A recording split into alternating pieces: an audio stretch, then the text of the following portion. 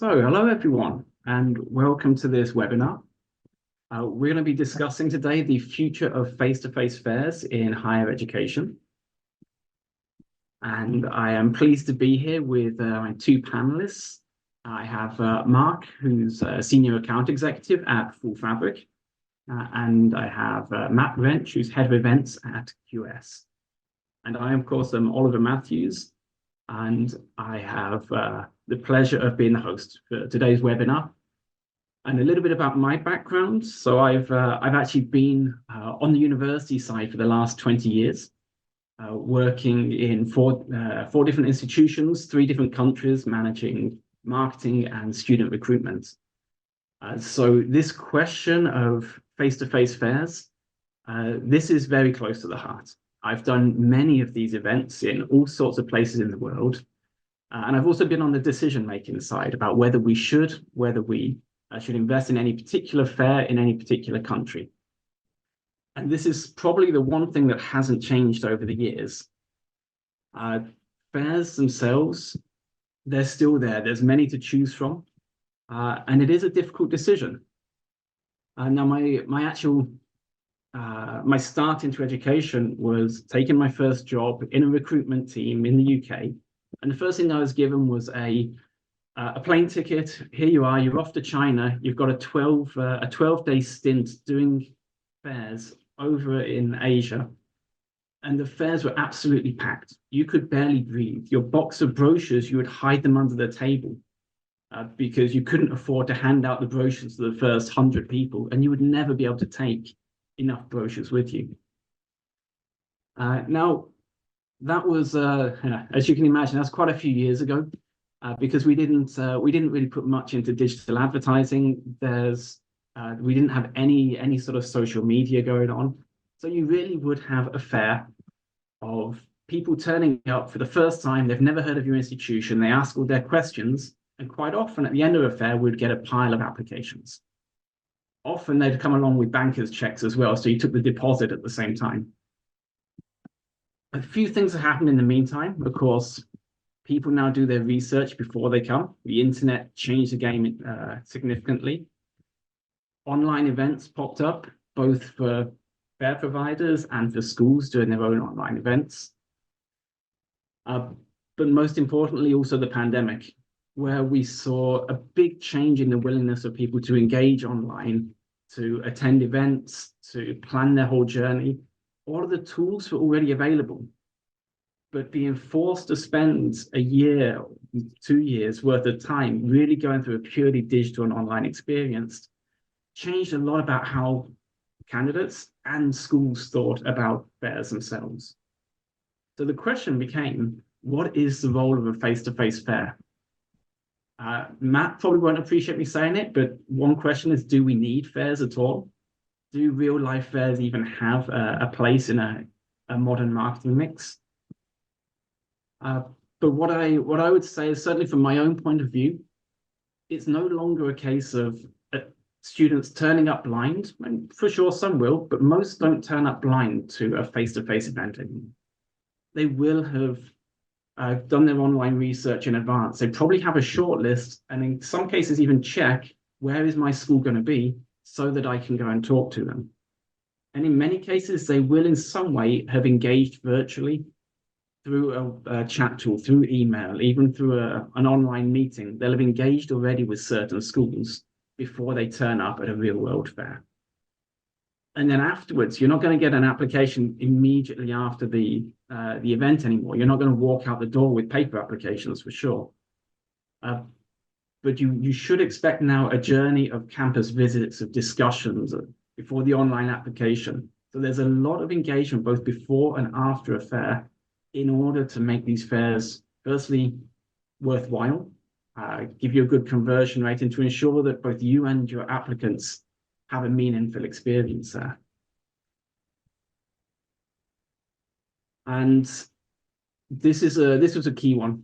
It's a very simple question that any of you who are in charge of booking fairs and explaining to management, to whoever's got your budget, explaining why you're doing them, you have a very simple equation.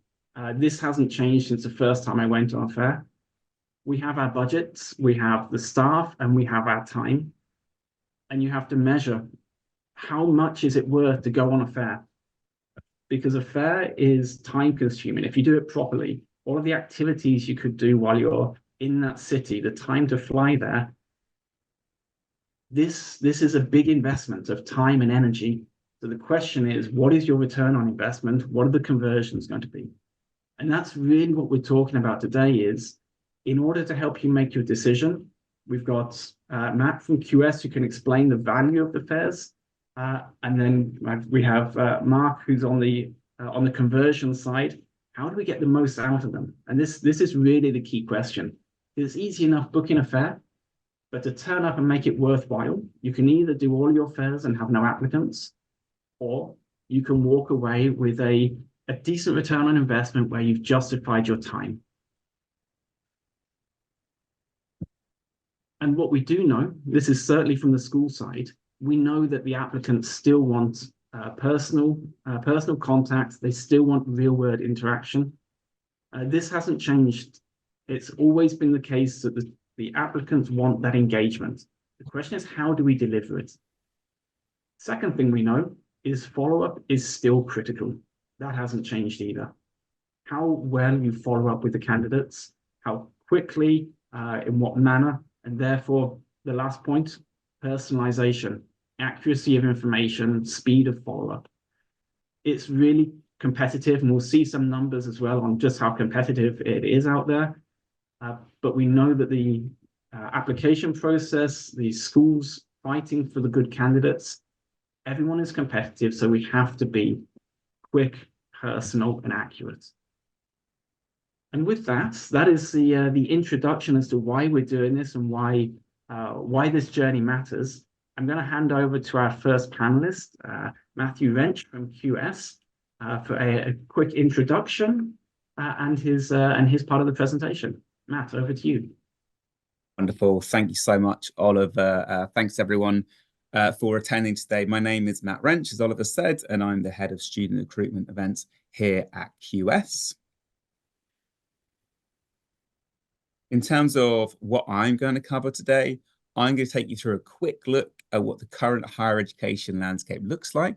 And then we're going to look at why events are still a really important part of your student recruitment strategy. And then finally, I've got a few top tips for when you do choose to do events, how to ensure you maximize your event attendance. Okay, so first of all, a little bit about who QS are.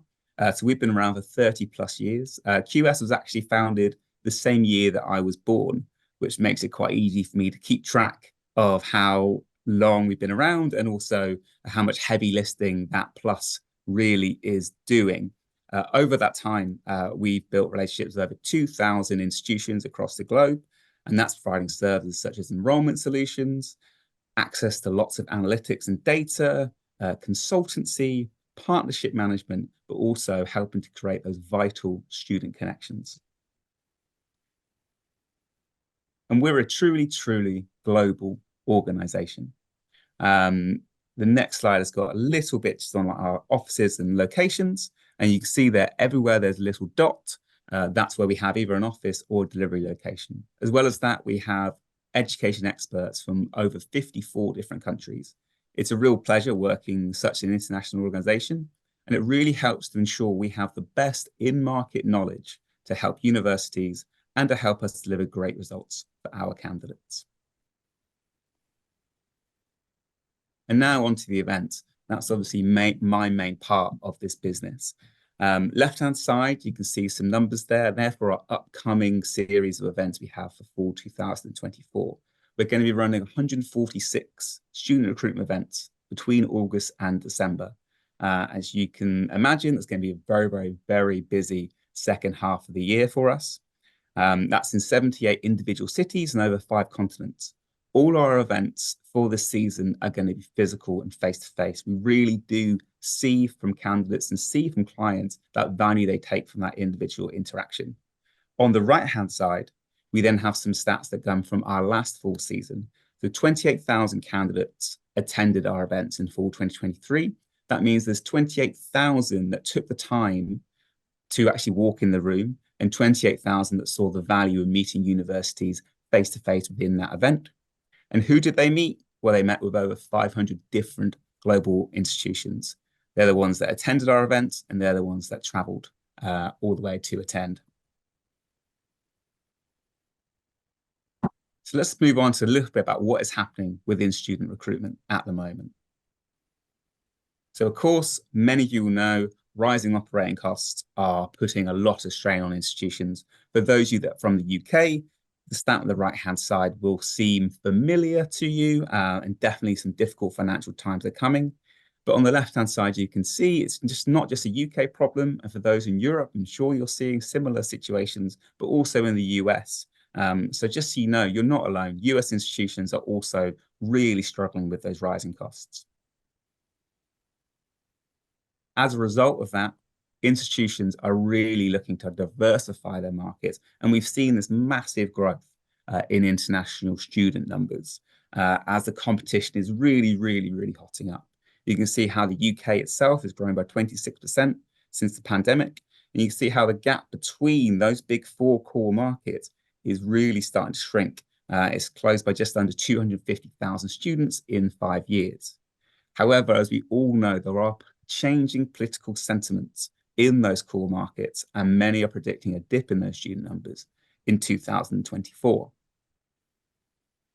This next slide, you can see this is just UK based. You can see how offers issued numbers are down by 6%. And that's a result of how these times are changing. On the right-hand side and under the blue line, you can see where the decline is. Over the orange line, you can see where the growth is. So you can see the decline from markets such as Nigeria with the currency devaluation, Bangladesh and Pakistan, and less so perhaps from Singapore and Saudi Arabia. But there are opportunities for growth within this market, opportunities from Kenya, Turkey, China, and Canada. This opportunity is also visible outside of those core markets where that pressure is really, really building. And really, we see at QS that opportunity is for those European markets that are able to offer courses in English language. So there's good news coming out of France, out of Germany, and out of Spain, who are all making really positive statements towards welcoming more and more international students. And then there's also growing competition coming from Asia. This slide is from UNESCO and Eridera, and it showcases China's growth as a source market. They have ambitions to become a key source market, as well as being that destination, as being a destination market, as well as being a source market. Intra-Asian recruitment is really, really growing, and that's creating even more competition in a market with all different challenges at the moment.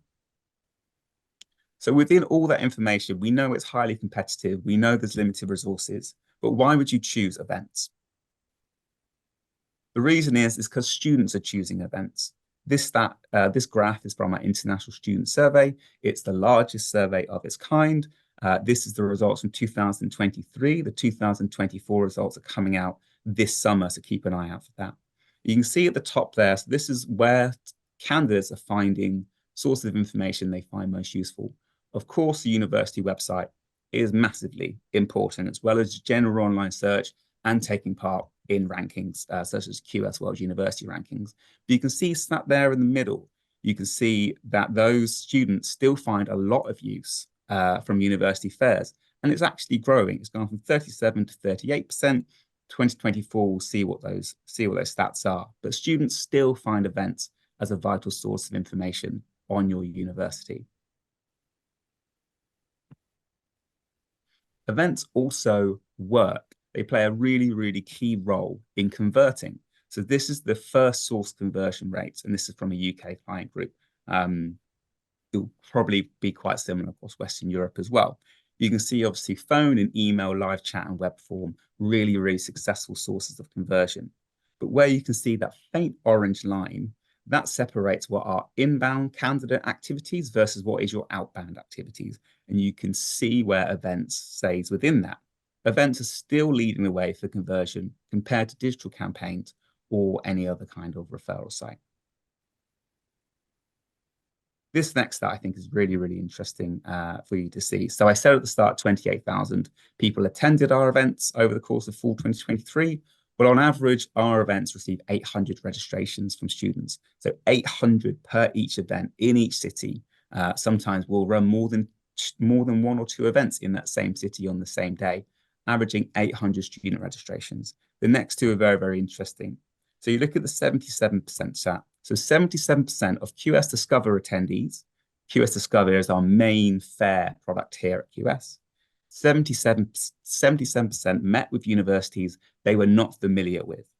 That essentially means that if you're not in that room and the candidate is not already aware of you, they're never going to consider you because they don't know who you are. Coupled with that, you see the stat on the right-hand side that 78% of QS Discover attendees told us they intend to apply to more than 2 universities they met at the actual fair. So if you take those two stats together, your chance of getting an application at the event from a candidate that had never, ever heard of you is actually a little bit higher than you might think. But you do have to be in the fair room to take that opportunity. And this final slide in this section, this just shows that element of choice that candidates are expecting. So you can see the headline stat on the right-hand side, 65% of Western European students will apply to at least 5 universities. Candidates, like everybody else in the world we live in, want a lot of choice, and it's only going to increase as Gen Z come into the picture. And with needing that choice, where they see that choice and where they want to see that choice is within a student recruitment event. So hopefully that's convinced you there's still a massive role for live events to play. The question is, how do you make sure you make the most of your live event? So I've prepared 3 top tips to maximize your ROI and take advantage of the great opportunity. If you do take advantage, hopefully you'll be as successful as Emily was from the UC of San Diego, where they managed to yield 10 students from one tour of India last summer with us, and that generated over $700,000 in gross revenue. First of all, it's absolutely vital that you are prepared. And when I say be prepared, really, really understand your audience. This next slide, you can see the differences between what candidates want in different markets. Don't just turn up with a one-size-fits-all approach into your different locations, because candidates want different things. There are so many opportunities for you to gather this data. This again is from the ISS survey of 2023. A lot of this information is available to you on our website and part of other different white papers. So ensure that you're preparing your admission staff to talk about the things that are important to candidates within that specific country. You may want to tailor some of your marketing and brand activities as well. Maybe your stand will look a little bit different for different places. I know Mark will touch on this a little bit further in terms of like identifying your ideal student profile. Secondly, maximize. Make sure you make the most of your time when you are in market. And what do I mean by that? I mean doing everything that Oliver was talking about at the start, coordinating your alumni visits, meeting with your agents, hosting admitted student events, running coffee chat sessions. This season at QS, we're actually offering to help our clients with those kind of activities and to run those events, or help them run those events within the venues we've already procured. There's that side of it, but there's also building your brand. Combine your attendance with a digital campaign. Make sure people know that you're coming. Make sure that you're using all the social assets that are available to you so that it's not just a one-time stop into one market. You're doing everything you can to gather that interest before you arrive. And then my third top tip is nurture. Nurture, nurture, nurture, nurture, nurture. It's so vital that candidates feel they're important to your, they feel that they are important and you're going to help them along their journey to enrollment. And so this final slide really just shows just how important that is. Candidates expect a really, really high level of customer service. So you can see within this stat here, 57% expect an acknowledgement that the university has received their inquiry within 24 hours. 24% expect a complete and personal response to the inquiry within 24 hours. The next color along, that's within 3 days. The next color along, that's within 1 week. So candidates were expecting a lot from you very, very quickly. If you go down right to the bottom as well, I think this is the one that's most telling. 15% expect an outcome of the application within 24 hours, 14% within 3 days, 23% within 1 week. So if you're not delivering an outcome for the application within a week, then that's going to turn off about 45% of candidates that are looking to enroll in your university. Nurturing is so key, and I know Mark will touch on this a little bit later on. Thank you so much for your time today. Really appreciate you listening to me. I'll be back right at the end. I'm going to pass back to Oliver now for the rest of the presentation. Thank you. Great. Thank you very much, Matt. I've had a couple of questions about these slides. We will be sharing the slide deck after the event. And any questions that you have for Matt, feel free to drop them into the Q&A, and I'll be feeding them to the two panelists for discussion afterwards. So if you don't want to forget what it was, make a note of it now. And with that, we will move on to Mark, and we're going to discuss the next stage, which is you've had a great event. QS delivered all of those hundreds of candidates. Those numbers look brilliant.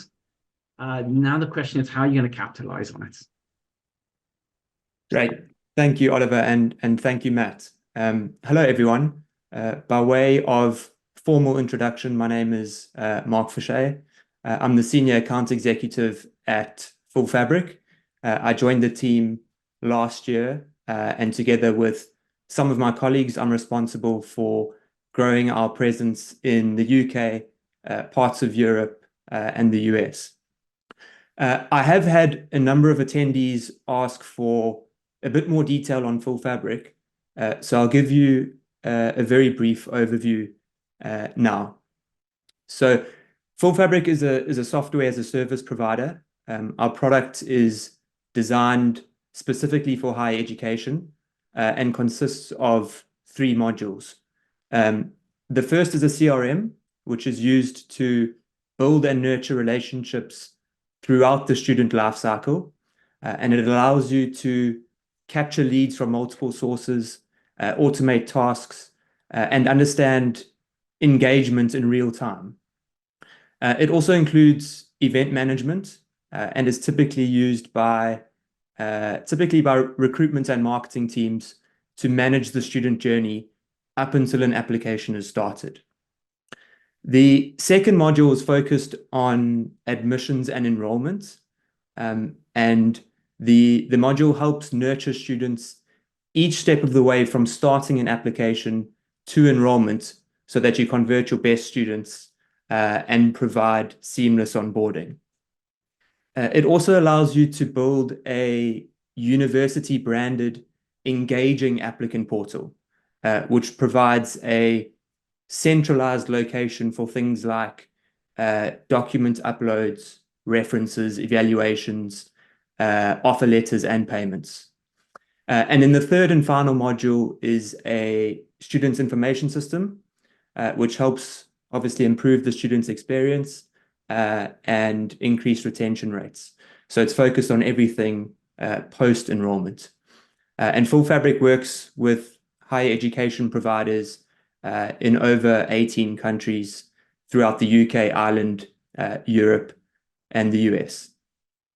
So again, focused on post-fair, now comes the part where we need to collate the information collected from the fair and ideally nurture leads so that they convert into students.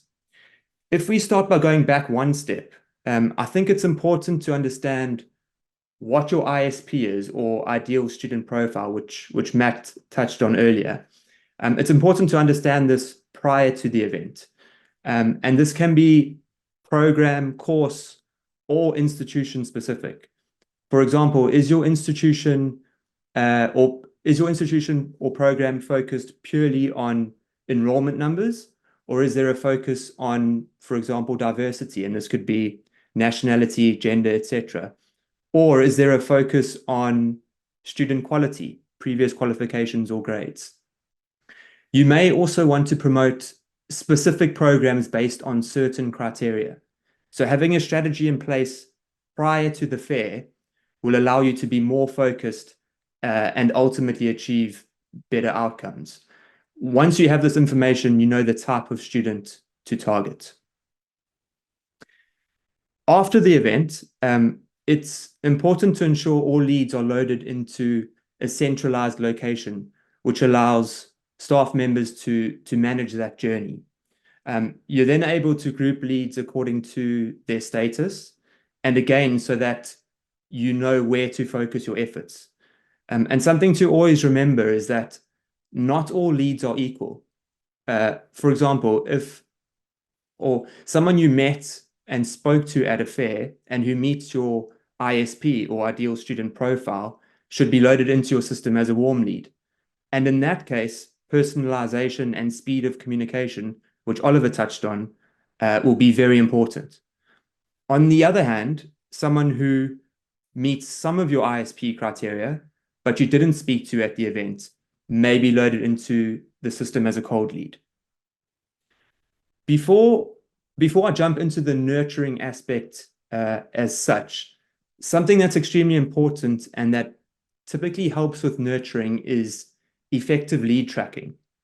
So as we know, tracking leads helps improve conversion rates in terms of your overall sales conversion and at each stage along the sales pipeline, but it doesn't end there.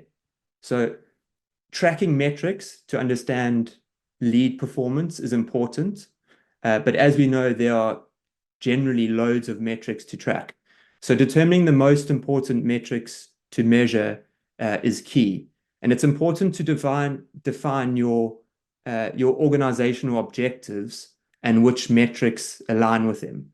For example, lead tracking by source, the number of leads generated each month or each semester and where they came from. Another example is conversion rate by stage. How many leads moved from, for example, attending a fair to starting an application, or downloading a brochure to attending a webinar. And having easy to digest reports showing this is generally very useful. Ideally, having an event management tool will be helpful as well. This can be used for various types of events. So fairs, webinars, virtual events as examples. It can also be used for collecting leads from forms or landing pages and perhaps ebook downloads. When we look at optimizing your lead capture process, and again, this is important, aim to improve your process by first focusing on the offer. So whatever you're offering in exchange for a prospect's details needs to be valuable enough to warrant the handing over of personal data. The other facet to consider here is the optimization of the form itself. And something to note is that generally speaking, the more fields you add to a form, the fewer customers fill it in. I'm sure marketing teams are aware of this. When tracking lead sources, if using a CRM designed for higher education, you'll have access to reports designed specifically for universities or higher education institutions. And using data and analytics to provide reports are important for staff members to make immediate informed decisions and track the lead source. For example, you might capture leads from 3 primary channels: fairs, social, or a brochure and ebook download. And understanding how each channel contributes to lead generation and the difference between the leads each channel generates is crucial to maximizing value from your marketing spend. It's also crucial for knowing where to focus your nurturing efforts. And ideally, you want to design different processes and workflows for handling leads, depending on where they've come from and what stage they're in. For instance, a lead who's come into a pipeline from an ebook download might go straight into an email nurture sequence as they aren't yet scored as a sales-ready lead. The majority of us are familiar with the term leads slipping through the cracks. And the best way to visualize this is by looking at the image of a leaking bucket. Most marketing and recruitment teams aim to generate more leads, but lead generation alone is generally not enough. We need to remember again that not all prospects are ready to become students, but it's important not to mark them as a lost lead and ignore them or forget about them. Maximizing the potential of your existing leads is crucial, and failing to do so means that all the investments you've made to acquire those leads are wasted.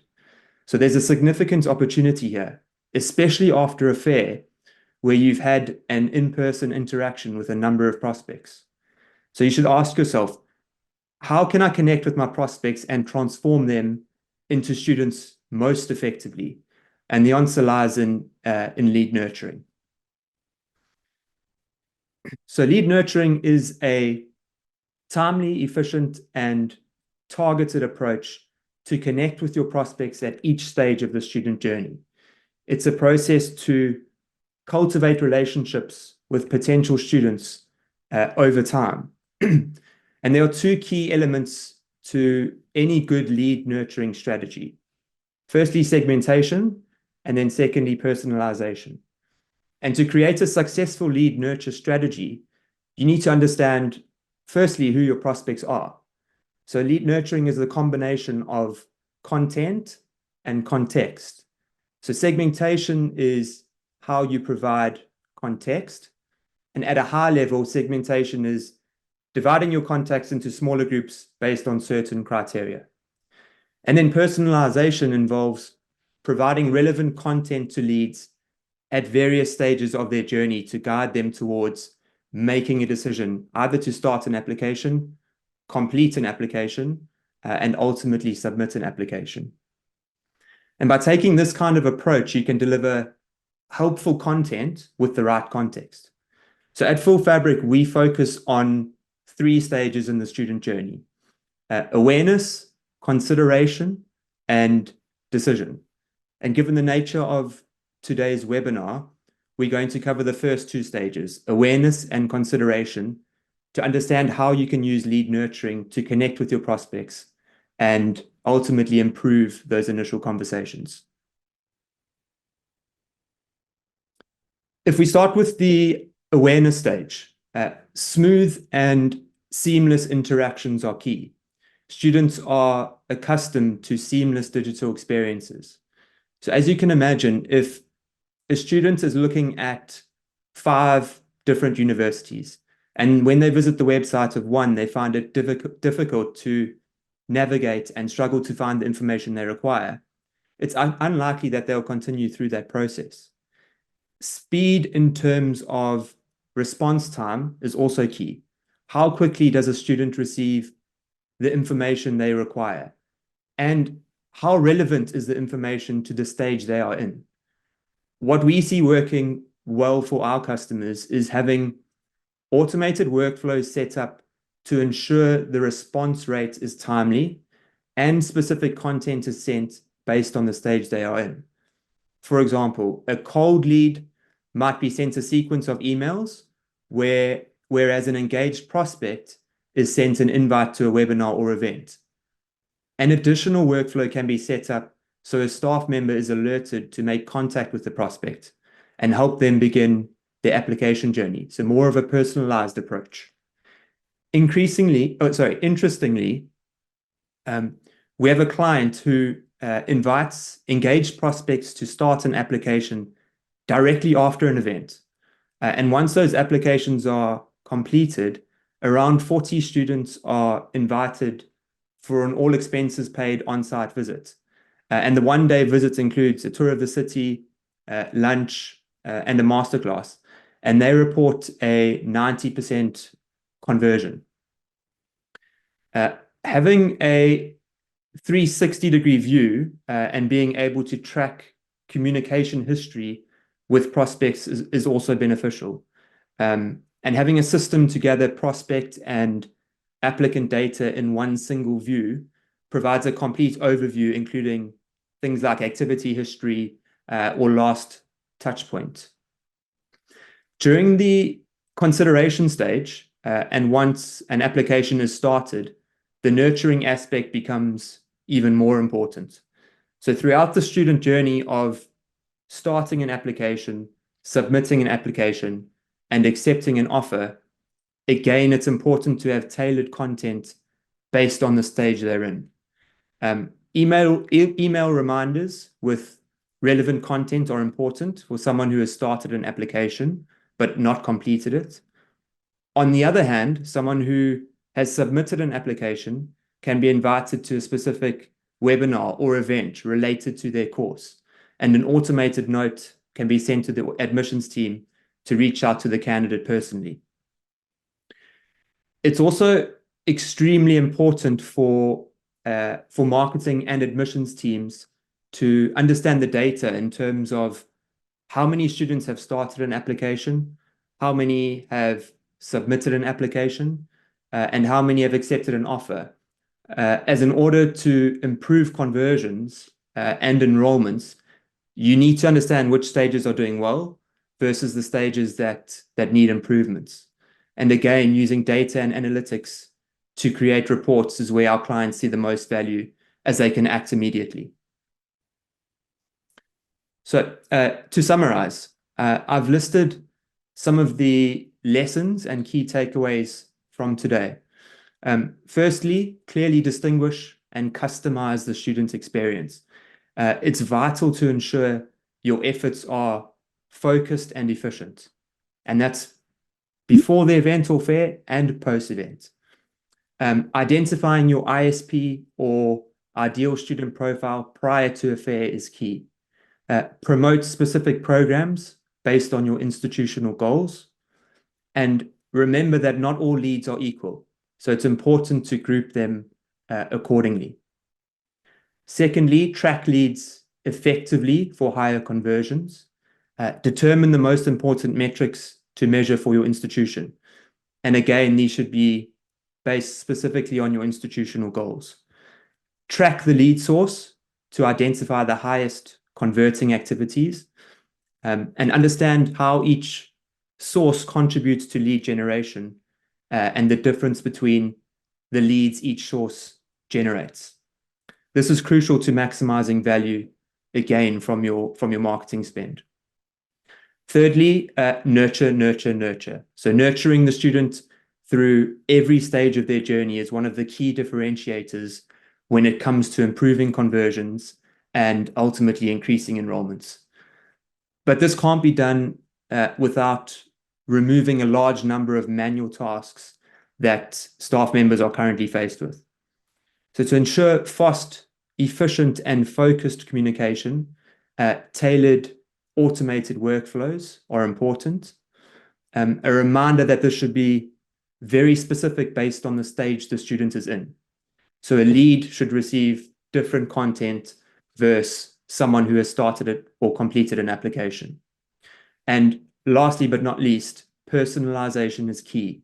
So tailoring your messaging according to the student's needs and desires is imperative.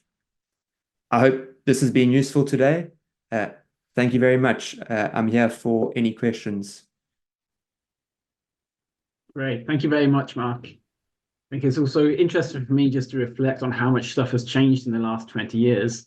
That it's not you fire your shot at a fair and then hope a student turns up later. There's so much more that our technology can actually do to convert people. Great. So we have a few questions that have joined the queue. So I am going to delve into the Q&A section. If anyone wants to add anything, I'm going to be keeping an eye on there, and I'll go back in for additional questions for the rest of the time. So, and the first one is actually something that we mentioned briefly, but didn't go into in too much detail. And this is for Matt. Do you have any data regarding student preferences between face-to-face versus virtual events? That's a great question. Thanks, Oliver, and thank you for the question. So I don't have any data to hand. What I do have is my first-hand experience of a virtual event world versus a physical event world. What we definitely do see is the turn-up rate at a physical event is a lot higher. What we also see in the virtual space versus the physical space is candidates are not as willing to go and talk to someone that they don't know in the virtual space. We've all probably been on different virtual platforms. We have a virtual booth. We do see the engagement between the client and the candidate to be a lot low in terms of those actual connections that they achieve. So I don't have anything concrete in terms of data, but that's definitely what we saw, and that's why we have moved to a full physical schedule for 2024. Okay, great, thank you. And actually, a second question for Matt. Okay, will you be sharing ways that QS can help to maximize the ROI? This was mentioned in the top 3 tips, for example, how you also get in touch with agents. Yeah, absolutely. So without turning too much into a QS sales pitch, we have a series of solutions to help you do that. We can run digital campaigns for you in market. We have an agency side to our business as well, known as QS Apply. We can get you in touch with. We can help you to run those events on the day as well, if you're doing admitted students or anything else along those lines.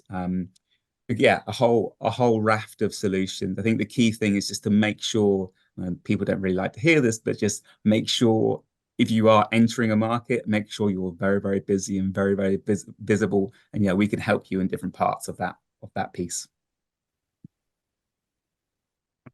Great, thank you. So this more towards nurturing and lead retention. What would you say is a ratio of content types you'd suggest for today's market? For example, the percentage blogs, videos, in order to prepare leads for the journey. Do you have any insights on what would keep them in the nurture process and not unsubscribe? I think that's a good question. I think in terms of the ratio percentage, I don't have actual data or actual figures, but I do certainly see that it needs to be a blend of different types of material. And then in terms of having any insights on what would keep them in the nurture sequence and not unsubscribing, I think, again, it's important to have content tailored to the stage they're in. So for somebody who is a cold lead, the material they receive needs to be different from someone who's started an application but not completed an application. I think in those initial stages, if you bombard cold leads with a lot of information, there's a chance that they would unsubscribe. So nurturing, you would say, then is vital in those initial stages to be sharing the correct content. Okay.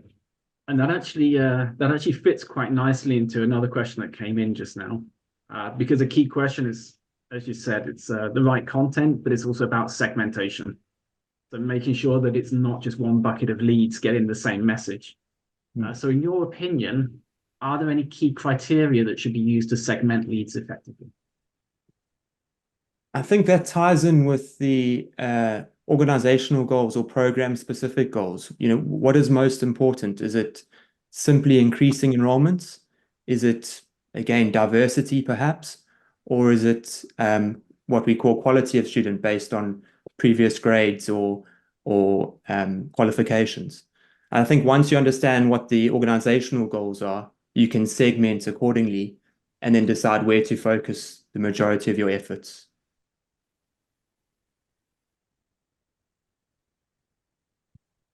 Right.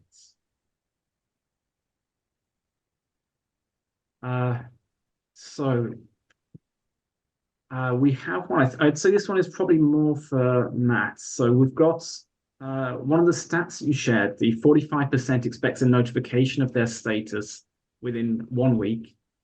With notification, do you mean the actual outcome, whether they've been admitted or not? So it's the status of it. So I think obviously the best situation would be to say you've been admitted or you've been rejected. There may be different stages to your acceptance journey. So from my understanding, it is having the just having the notification of whatever that status is. Maybe you are on hold, maybe you are in review stage, maybe you have been admitted. I don't think it's saying that you need to have your decision-making process nailed down to an exact week, particularly. Okay. And another one actually on the overall question of the event. Can you elaborate on what the future difference in fairs might be? And also, would you see fairs as a key success factor across all kinds of study programs, or a distinction between undergrad and postgrad? That's a really, really good question. In terms of the future of FAIR, in terms of what we're doing at QS, I mean, the buzzword for every industry at the moment is AI. I mean, the way that we are utilizing not AI, but definitely in terms of automation and a little bit of machine learning in terms of ensuring that you as a client not only see everybody that's registered to attend the fair, we're able to segment that automatically so you can see the best candidates that there are for you. So it's really working to see how we can really personalize this process. As with most fair providers, we have an app that helps you to scan leads and takes you straight into our system that you can then take out and go to a system like Full Fabric. But yeah, it's really how we can increase the accuracy of those matches, and that's what we're working on a lot at the moment. For those that use our Connect events, which is our matching and meeting event product, that the accuracy of our matching has really, really increased over the past year as we utilize more of these technologies. Okay, I mean, you've just mentioned then the kind of other fair formats, Connect. Are you seeing a trend where people shift more to these type of events, or is it stable? So it's really interesting. So what we are seeing is more of a preference to move to that small meeting matched conversational style event in terms of our MBA audience, for sure. But for our master's audience, we are seeing very much a preference on those big open mass fairs. On the undergraduate side, we're just dipping our toes into undergraduate at the moment. We have lots of data around student preferences in undergraduate, but from a fair perspective, we're just kind of getting into that market now. So I don't have too much on the undergraduate preferences. Okay, which leads us into one other question. This is maybe a very specific one for you, Matt, about fair formats again. You mentioned the difference between the MBA and the Masters. There was a question here about why there's a split MBA versus Masters in certain regions. Yeah, absolutely. I was actually having a discussion with somebody in the office just the other day. So for those that are familiar with us at QS, before the pandemic, we did all separated Masters and MBA events. During the pandemic, post-pandemic, we combined a lot of those fairs together to react to the market in terms of challenges coming out of COVID. In having those events combined, we then reacted to feedback from a larger client base saying that they didn't like that mix of MBA and Masters candidates in the same room. So we split them out again for 2024. They are combined for North America during the course of 2024. They are separate in Latin America and India and Europe, although they always have been. And in Southeast Asia, we did combine them. We've split them out in Southeast Asia because we're seeing really, really strong numbers of MBA candidates coming through in Southeast Asia at the moment. And it made sense to go to more specific MBA events to service that many candidates in one time. But definitely get the feedback in terms of having to make a decision between the two events. But there are ways that we can make that slightly easier for you. We offer in-market representation as well, but also if you have strong alumni networks, do lean on them as much as you possibly can to help you to attend these fairs. And they can also share their really vital stories as well. Okay, great. I think we have time for one more question then. Let's see. Okay. So do you have any thoughts about conducting flexible, bookable one-on-one sessions as part of the Nurture versus larger online fairs? Both in the context of students and their parents. And that's probably leaning more towards undergraduate as well. I don't think too many parents are going to MBA events.